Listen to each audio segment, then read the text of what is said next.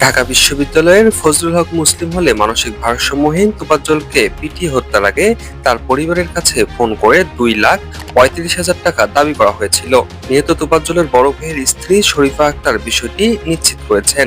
তিনি বলেন, তোফাজ্জলকে আটকে রেখে আমার কাছে 2 লাখ ও আমার মামা শ্বশুরের কাছে 35,000 টাকা দাবি করা হয়।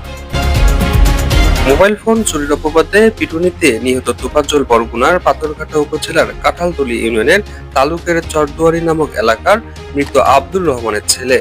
এছাড়া তিনি ওই ইউনিয়নের সাবেক ছাত্রলীগের সভাপতি ছিলেন।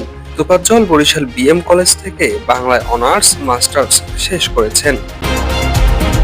এদিকে মানসিক ভারসাম্যহীন তোফাজ্জলকে মোবাইল চুরির অপবাদ দিয়ে পিটিয়ে হত্যার ঘটনায় শোকের ছায়া নেমে এসেছে পাথরঘাটার চরদুয়ারি এলাকায়। স্থানীয় বাসিন্দা সহ সহপাঠী ও বন্ধুরা বলছেন, তোফাজ্জল মানসিক ভারসাম্যহীন হলেও কখনো কারো ক্ষতি করেননি।